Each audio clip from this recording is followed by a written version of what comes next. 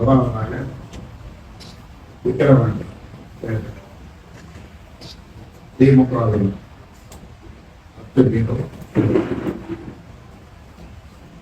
தேர்தல் ஆணையத்தின் ஆரம்பத்தை மீறி வெற்றி பெறுவது அமைதியாக நகர்ந்து பக்கம் 72.48 வாக்குகள் பதிவாகிறது. இந்த தேர்தலில் பாட்டாளி மக்கள் கட்சிக்கு வாக்களித்த விக்கிரவாண்டி வாக்காளர்களுக்கும் களப்பணியாற்றிய பாட்டாளி மக்கள் கட்சி மற்றும் தேசிய ஜனநாயக கூட்டணிக்குள் அனைத்து கட்சிகளின் நிர்வாகிகளுக்கும் தலைவர்களுக்கும் எனது நன்றிகளை பாராட்டுதல்களையும் நடித்துள்ளது. பணம் மற்றும் பரிசு பொருட்களை ஆளும் திமுக வாரி எடுத்தது உங்களுக்கு தெரியும். தேர்தலின் போது சத்தியாமொழியுடைய நேரத்தில் திமுகவினர் பல இடங்களில் வெளியூரில் இருந்து வந்த விதிகளை களப்பணியாற்றிருக்கும்.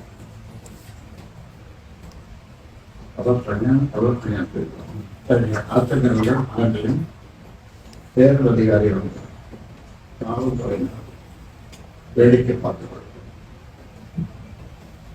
உறவே என்ற இடத்தில் காவல்துறை கூடுதல் கண்காணிப்பாளர் ஒருவர் திமுகவின் அத்துமீறல்களை கண்டுகொள்ளாமல் அமைதியாக வாக்கு சேகரிக்கும் பணியில் ஈடுபட்டிருந்தார். பாமகவினர் மீது அடக்குமுறையை கட்டவிழ்த்து தேர்தல் ஆணையம்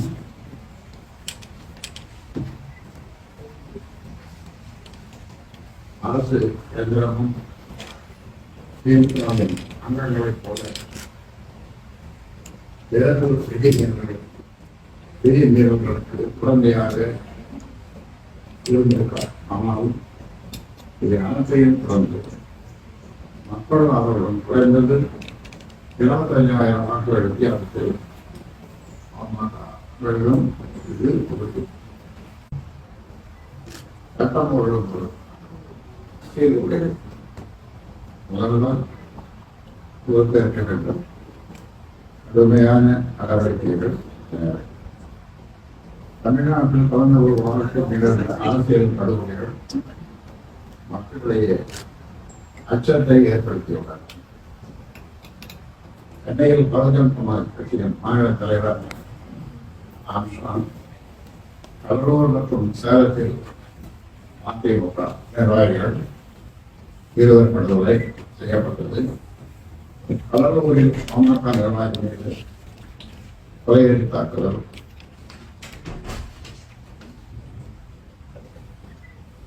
ஆகியவற்றால் மக்களிடையே கடுமையான அச்சம் ஏற்பட்டுள்ளது. சட்டம் ஒழுங்கு என்றால் எவ்வளவு என்று கேட்கும் நிலை உருவாகியுள்ளது. மக்கள் அச்சமின்றி நிம்மதியாக வாழ என்ற நிலை மாற்றப்பட தமிழ்நாட்டில் சென்னை மாநகர காவல்துறை ஆணையர், கூடுதல் ஆணையர்கள் உள்ளிட்ட 21 இந்திய காவல் பணி அதிகாரிகள் தொடர்ந்து சில நாட்களில் மாற்றப்பட்டுள்ளது. இது மட்டும் போதுமான தமிழகத்தின் சட்டம் ஒழுங்கு சீரழிவுக்கு முதலமைச்சர்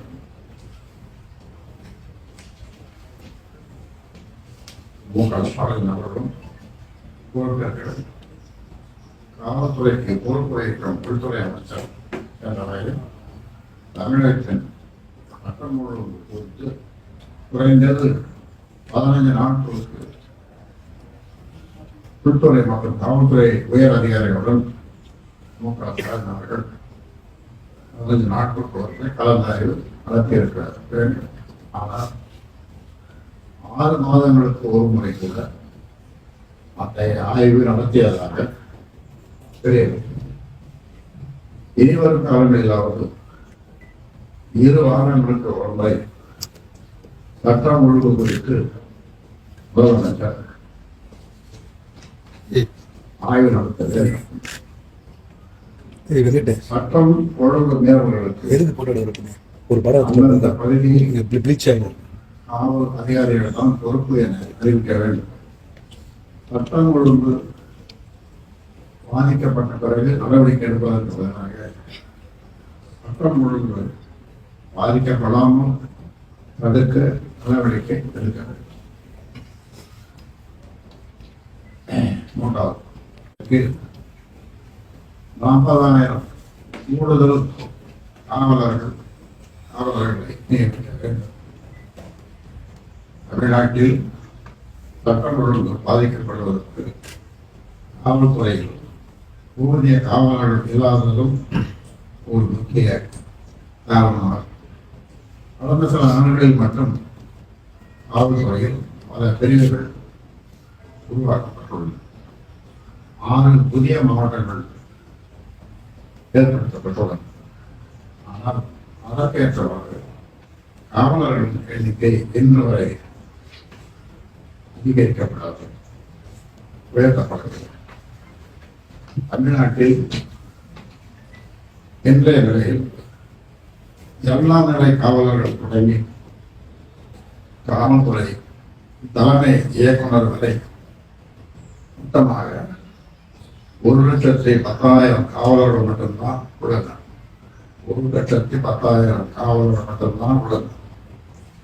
1,00,000 மக்கள் தொகைக்கு 150 காவலர்கள் மட்டுமே உள்ளது.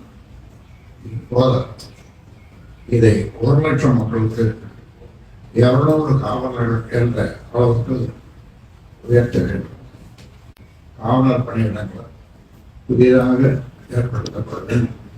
அதற்காக 40,000 காவலர் பணியிடங்கள் புதிதாக ஏற்படுத்தப்பட வேண்டும். மற்றொரு காவல்துறை துணை கண்காணிப்பாளர் நிலைக்கு கீழ் உள்ள காவல் அதிகாரிகளுக்கு வழங்கப்பட வேண்டிய பதவி உயர்வை தமிழக அரசு இனியும் அனுமதிக்காமல் உடனடியாக வழங்க வேண்டும்.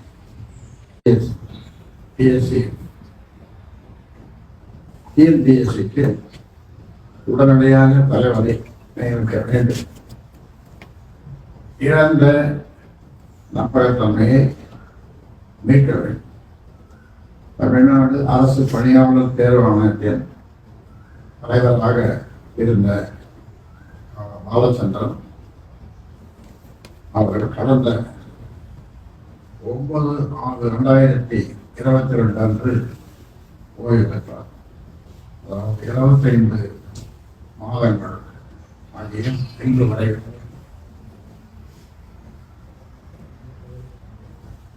புதிய தலைவர் நியமிக்கப்படவில்லை.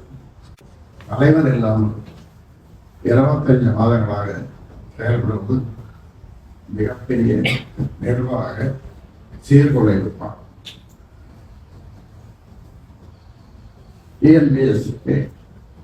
டிஎன்பிஎஸ்சி தலைவரை கூட நியமிக்க முடியாத அளவுக்கு அரசுக்கு வேறு என்ன பணி?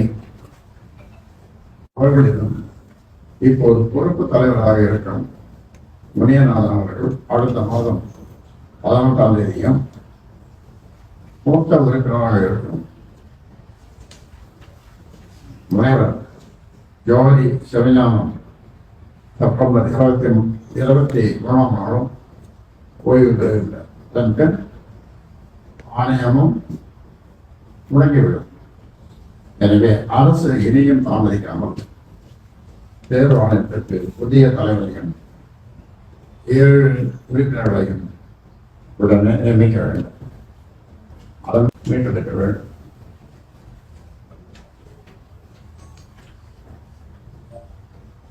அஞ்சாவது, தொடர்ந்து சொல்லிட்டு வருவதுலாம் தொடர்ந்து சொன்னார்களும் நடக்க போவதில்லை. நடக்கணுன்றதுக்காக தொடர்ந்து சொல்லுவோம். மாதந்தோறும் மின் கட்டணம் செலுத்தும் முறையை நடைமுறைப்படுத்த வேண்டும். தமிழ்நாட்டில் மின்சார கட்டணங்கள் வாங்க முடியாத அளவுக்கு உயர்த்தப்பட்டிருக்கும் வேளையில் மக்களின் சுமையை குறைக்கும் வகையில் மின் கட்டணத்தை மாதந்தோறும் செலுத்தும் முறையை நடைமுறைப்படுத்த வேண்டும் என்பதுதான் தமிழகத்தை எதிர்பார்ப்பாக உள்ளது. 2021 ஆண்டுக்கான 2021 ஆண்டுக்கான திமுக தேர்தல் அறிக்கையில் திமுக ஆட்சிக்கு வந்தால் 2 மாதங்களுக்கு பிறகாக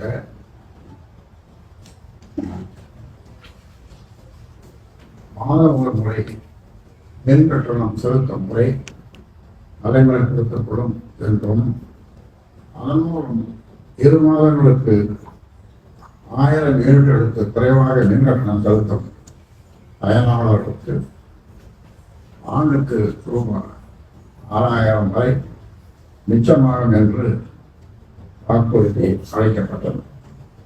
ஆனால் திமுக ஆட்சிக்கு வந்து 3 ஆண்டுகள் ஆகியும் 2 முறை மின்சார கட்டணம்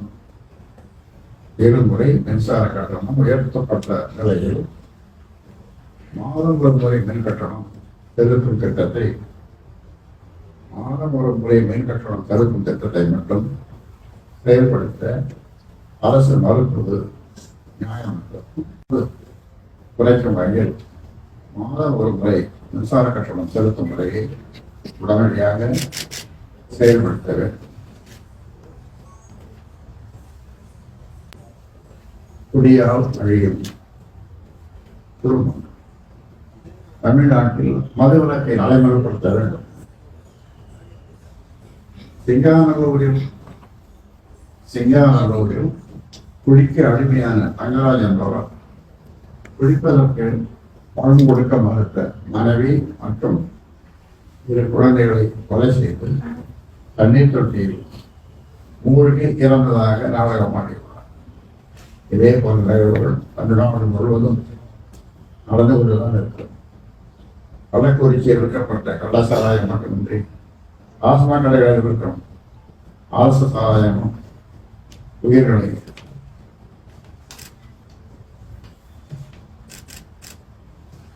வேட்டையாடுகின்றதற்கு இதுதான் எடுத்துக்காட்டு. தமிழ்நாட்டில் நடைபெறும் பெரும்பான்மையான குற்றங்களுக்கு மதுதான் காரணம். மதுவால் அழிந்த குடும்பங்களின் எண்ணிக்கை நாளுக்கு நாள் அதிகரித்து வருகிறது.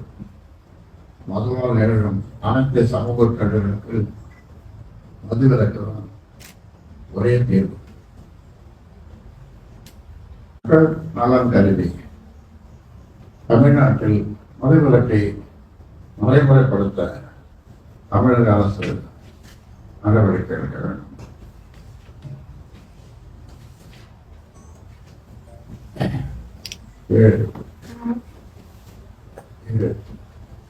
மறைமுறை அடையாளருக்கு மரியாதை கடைகளில் தமிழ் பெயர்ப்பவர்களை கட்டாயமாக்க வேண்டும். தனித்தமிழ் இயக்கத்தின் தன்னை மறைமலை அடைகளாறு 148ஆம் நாள் வரும் 15ஆம் நாள் கொண்டாடப்படுகிறது. அடுத்த ஆண்டு ஜூலை 15ஆம் நாள் மறைமலை அடைகளாறு பிறந்த நாள் நூற்றாண்டு தொடங்குகிறது. அதை ஓராண்டுக்கு அரசு விடாமலாக கொண்டாட வேண்டும். தமிழ்நாடு முழுவதும் தனித்தமிழ் செழிக்க வேண்டும் என்பதுதான் மறைமலை அடைகளாறு விருப்பமாகும். அதை நிறைவேற்றும் வகையில் தமிழகம் முழுவதும் கடைகள் மற்றும் வணிக நிறுவனங்களின் பெயர் பலகைகளை தமிழ் எழுத வேண்டும் என்ற தமிழக அரசின் சட்டத்தை கடுமையாக நடைமுறைப்படுத்த வேண்டும். அது மட்டுமின்றி தமிழ்நாட்டில் பட்டப்படிப்பு வரை தமிழை கட்டாய பயிற்று மொழியாக அறிவிக்கவும் அரசு முன்வர குடி மக்கள் வாழ்கின்ற அரசு, குடிக்கிற மக்கள் வாழ்கின்ற நாடு, அதற்கு ஒரு அரசு, குடிய அரசு. படிச்சு எழுதும். நாளை ஒரு இது போடுறேன். அதாவது இந்த தேர்தல் கமிஷன் அப்படின்னு ஒண்ணு இருக்குதுல்ல, யாருக்குன்னா இல்லைன்னு தான் சொல்றது. உங்களுக்கு நீங்க பத்திரிகைகள் நீங்க இருக்கிறது தான் சொல்றீங்க. தேர்தல் கமிஷன் போது ஒரு நாள் மாற்றி மாற்றி அனுப்பும் போது எல்லா இடத்துலையும் அவங்களுக்கு திமுக சொல்லிட்டு மாநில கொடுத்தாங்க, வாழ்ந்தாங்க, பண்ணாங்க. அப்புறம் சரி இவங்களாம் மறுபடியும் ஒரு 4 பேர் தேர்தல் அவங்களுடைய அப்படின்னா ஒரு சின்ன பதிவு போவாங்க எழுதி தரணும்.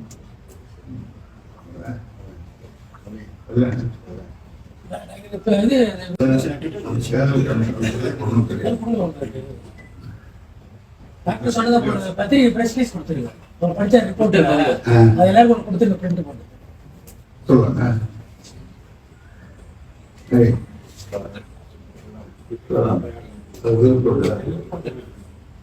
குடியரசு அந்த குடியரசு நாட்டில் நாம் வாழ்கிறோம். ஒரு பேர் நமக்கு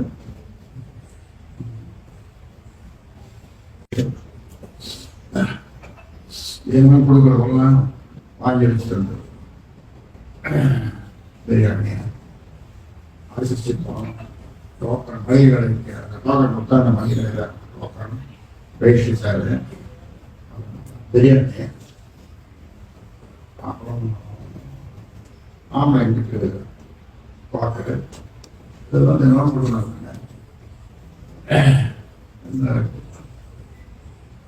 வயசான போது அந்த உணவு முருகன் கோயில் அதுக்கு போய் முருகன்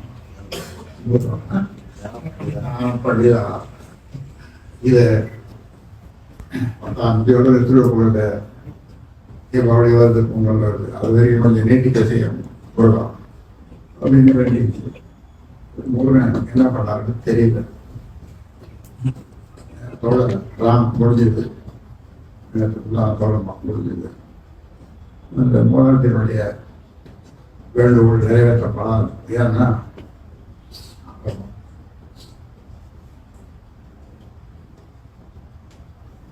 அப்படி ஒரு பதில் போடுங்க, நீங்க பார்த்துருங்க.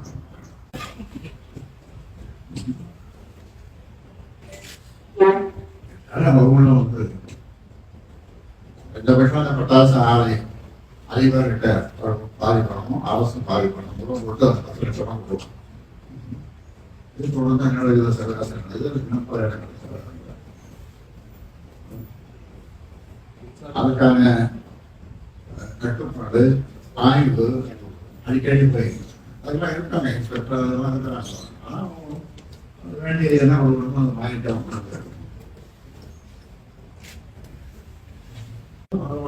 அவங்க மக்களுடைய ஆயம் அளிக்கணும் அப்படின்ற மாதிரி கஷ்டப்படக்கூடாது என்பது அதிகாரிகள் மாற்றி என்ன பண்ணுறது சொல்ற மாதிரி நம்ம ஆட்சியம்னா வாரம் ஒரு முறை ஆய்வு பண்ணும். இப்போ ஒரு பகுதி ஒரு சப் இன்ஸ்பெக்டர் அல்லது இன்ஸ்பெக்டருக்கான ஒரு பகுதி இருக்கு, எல்லாருக்கும் இருக்கு.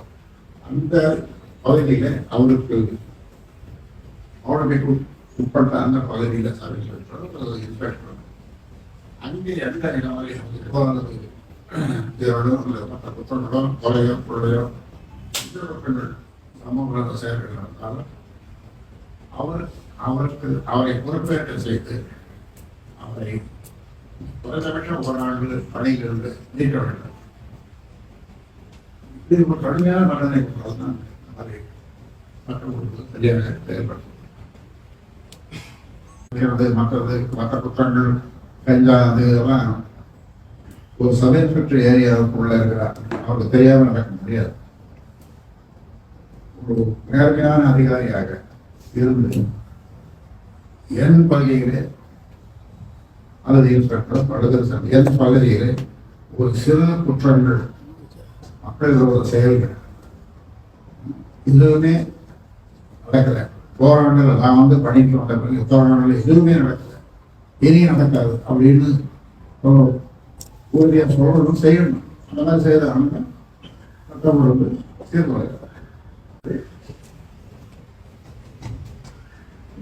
உலகத்துறை எங்க இருக்குன்னு கேட்கிறேன். நான் வெளிப்படுத்தேன், கண்ட்ரோல் வெளிப்படுத்திருக்கிறேன். உளவுத்துறை அதை சொல்றதுக்கு, ஆனால் அதுக்கு முன்னால என்ன பொதுவாக காலையில இந்த உளவுத்துறையினுடைய தலைவர் காலையில எழுந்தோம்னா 7 மணிக்கு முதலமைச்சரை பார்த்து பிரீஃப் பண்ணுவார். பிரீஃப்னா அன்றைக்கு அல்லது நேற்றுக்கு நடந்த சட்டம் ஒழுங்கு செயல்களில் முக்கியமான செய்திகள் மற்றும் பிரீஃப் பண்றது அதுவும் வேலை அவர். அதுதான் அவனவனா நடக்கிற ஒரு செயல். ஆனால் இப்போ யார்கிட்ட பயிற்சி பண்ணுறது, யாருக்காக அவருக்கு உளவுத்துறை தலைவருக்கு பரிமாற்றமாக இருக்கிறாரு. தெரியும் எடுத்து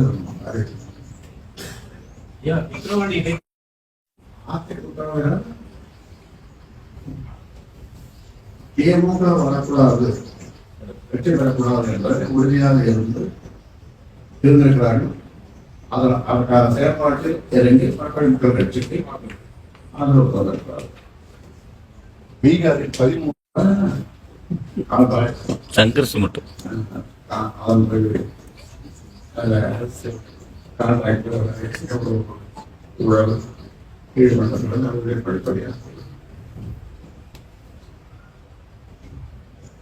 செயல்பட முடியாது. அதனாலதான் இந்த மாதிரி சம்பவங்கள்லாம் நடக்குது. சரி சொல்றது உண்மைதான். சுதந்திரமா செயல்பட்டாங்க காவல்துறை. ஒரு இடத்துல சொல்லுவேன், காவல்துறை நம்ம தமிழ்நாடு காவல்துறை மாதிரி சிறந்த காவல்துறை எங்குமே இல்லைன்னு சொல்லுவோம். இப்போ அதற்கு காரணம் சொல்லி சொல்ற மாதிரி அவருடைய கைகளை கட்டி கொடுத்து எல்லாமே என்னுடைய அரசு திமுக இருக்கிற சின்ன தலைவர்கள் பெரிய தலைவர்கள் வரைக்கும் அவருடைய ஆசோச்சதனால காவல்துறையுடைய செயல்பாடு கேட்டு அந்த காவல்துறை வேற இருந்தாலும் நம்ம காவல்துறையினால் தான் குற்றம் சொல்ல வேண்டியதாக இருக்கு. முதலமைச்சர் அவர் தான் வந்து பொறுப்பேற்கணும்.